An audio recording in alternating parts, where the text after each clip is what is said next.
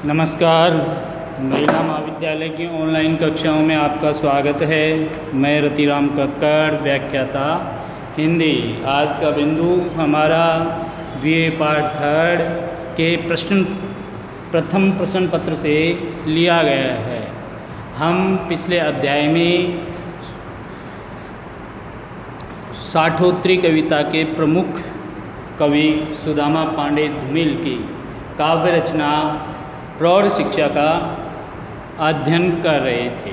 प्रौढ़ शिक्षा भारतीय ग्रामीण जीवन की दशा को व्यक्त करता हुआ एक सच्चा दस्तावेज है, जिसमें निरक्षरता को एक अभिशाप के रूप में व्यक्त किया गया है एवं व्यक्ति को अपनी आवाज़ उठाने के लिए, व्यक्ति को अपनी सोच को बढ़ाने के लिए साक्षर, पढ़ा लिखा या शिक्षित होना अत्यावश्यक है। कवि एक शिक्षक की भूमिका में प्रौढ़ शिक्षा कार्यक्रम के तहत संध्याकालीन कक्षा में ग्राम के बुजुर्गों को पढ़ाने का कार्य करते हैं।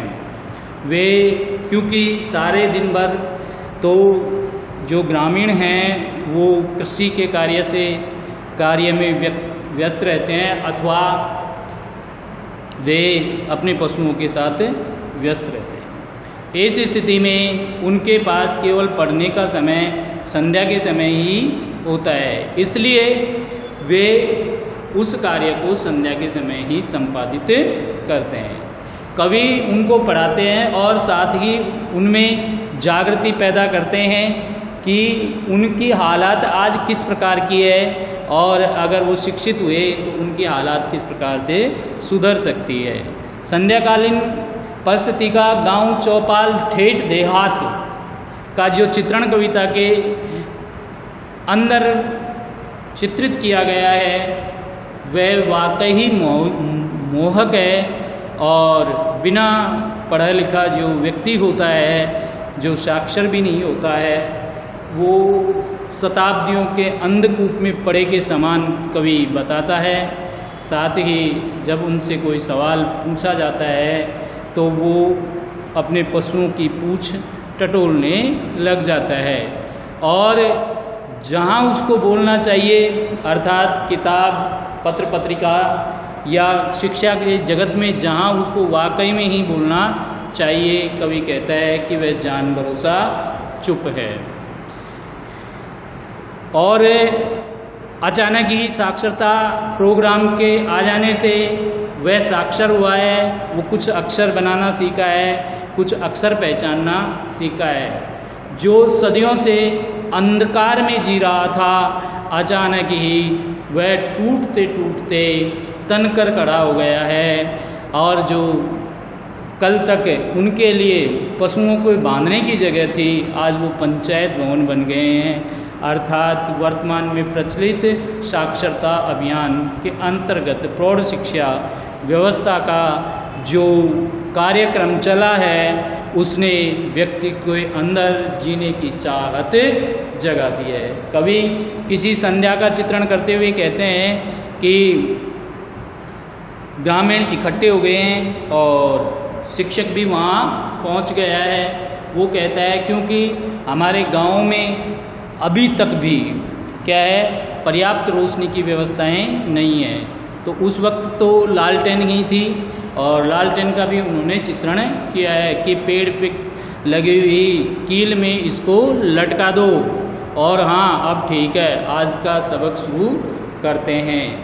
और वो एक शिक्षा प्रदान करते हैं कि एक बार फिर बतला देना चाहता हूँ कि जिसे मैंने कल कहा था, क्योंकि पिछली कक्षा का दोहराना हर नई शुरुआत में शरीक है यानी शामिल है।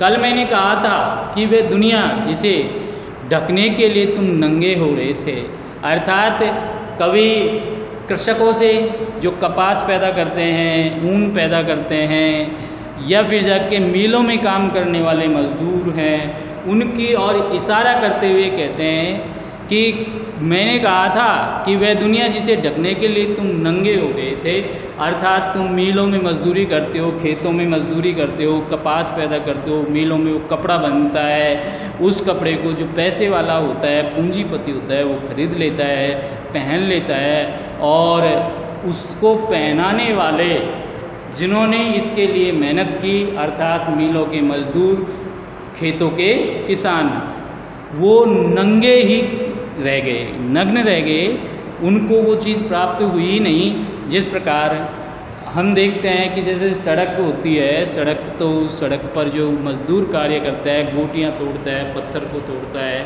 ठीक है, उस पर डामरीकरण करता है, ठीक है, और जब वो एकदम बिल्कुल चकाचक बन जाती है, उसके बाद में उस पर वाहन दौड़ते हैं।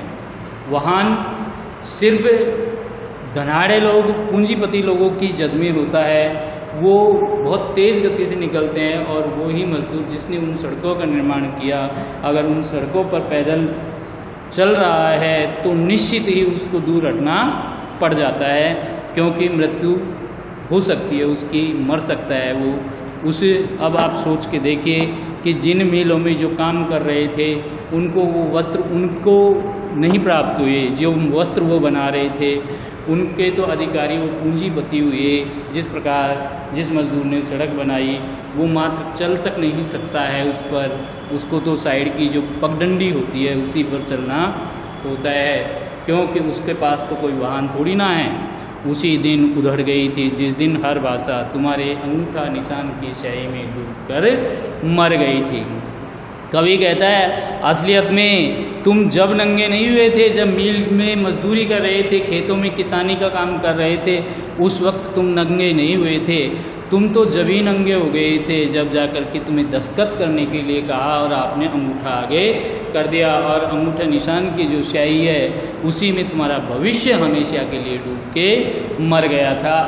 अर्थात तुम निरक्षर थे और तुम कुछ कह नहीं सकते, अपनी आवाज़ उठा नहीं सकते, तुम अनपढ़ थे। कवि कहता है कि तुम अनपढ़ थे, तुम पढ़े लिखे नहीं थे, तुम गंवार थे। क्या थे? गंवार। जो ग्रामीण परिवेश में रहेगा वो गंवार। सीधे इतने कि बस 2 और 2 4 आता था तुम्हें, सिर्फ क्या है कि 2 4 तक की गिनती ही आपको आती थी, जोड़ घटाव भी क्या है तुमको इतना ही आता था। अभी जो मैंने आपको थोड़ी देर पहले बताया वो निराला की कविता है, जो वह तोड़ती पत्थर इलाहाबाद के पत्थर, उस पर आपको वो चित्रण दिखाई देगा। लेकिन अभी जैसे आपको बताया कि आप हिसाब किताब में कच्चे थे क्योंकि आप पढ़े लिखे शिक्षित नहीं थे, उस स्थिति में आपके पास में केवल और केवल 2 4 तक की गिनती का ही ज्ञान था, 2 4 तक का ही जोड़ घटाव आपको आता था।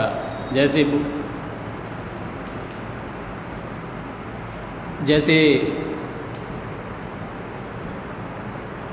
ओम प्रकाश वाल्मीकि की एक कहानी थी 25 चक्का 150, तो उस कहानी में भी इसी प्रकार का रखा गया कि जमींदार ने उस तरीके से उससे गुना भाग उसको नहीं आता था, लेकिन उससे इतना पैसा ले लिया और 25 चौका 150 करके उसको ले लिया। जब उसका पुत्र पढ़ लिख करके सामने आया, बाद में जब घर आया तो उसने जब हिसाब लगाया तो उसने कहा पिता ये तो गलत है।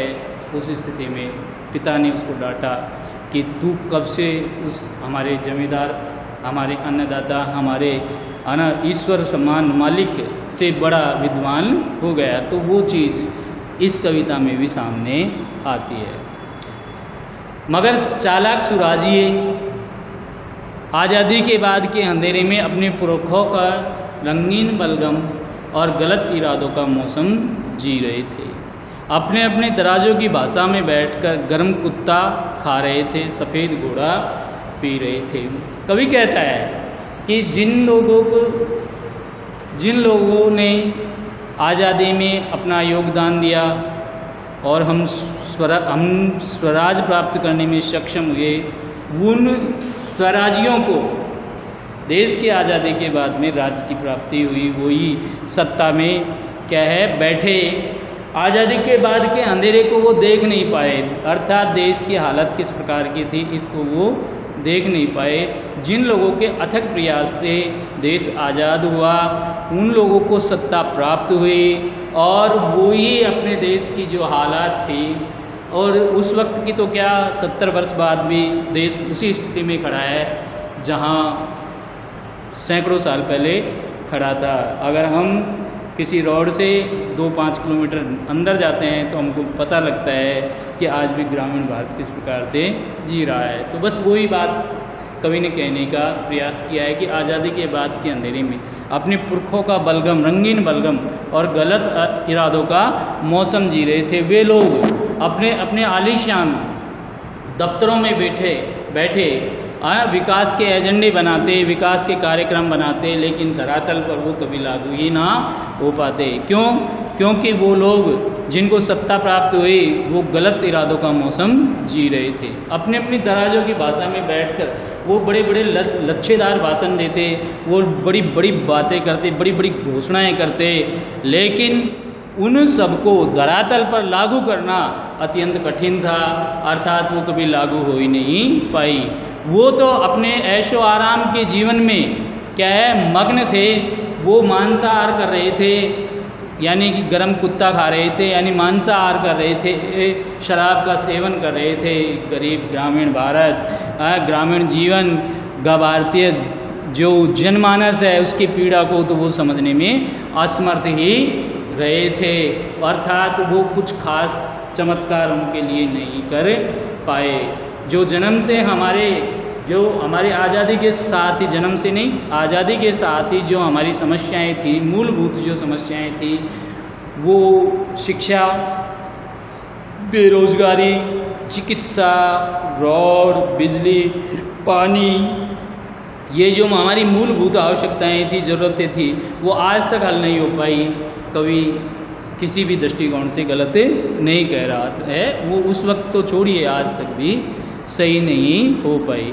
उन्हें तुम्हारी भूख पर भरोसा था, अर्थात जिनके जो स्वराज प्राप्त करके नेता बन करके सत्तासीन हो गए, उनको तुम्हारी भूख पर भरोसा था। अर्थात जो व्यक्ति भूखा होता है, जो व्यक्ति पीड़ित होता है, वो इस आशा में जरूर सुनता रहता है नेता को, राजनीति को, प्रशासन को, इसलिए सुनता रहता है कि क्या पता कौन सी हमारे काम की बात कह दी जाए।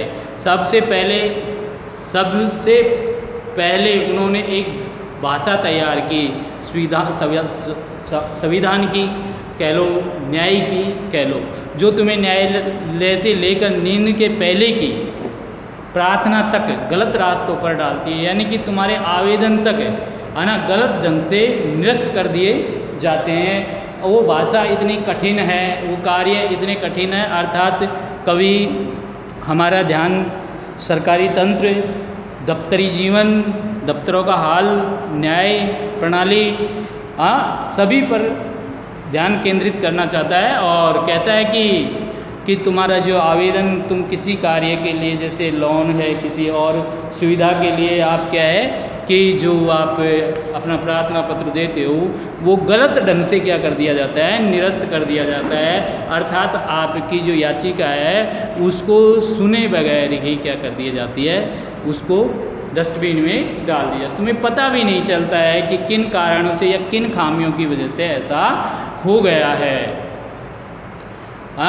और उसके बावजूद आपको क्या है कि सच्चा पृथ्वी पुत्र कहते हैं, संसार का अन्नदाता कहते हैं। चाहे भले ही आपका घर भूखा मर रहा हो, लेकिन आपको अन्नदाता की क्या है पदवी प्रदान की जाती है।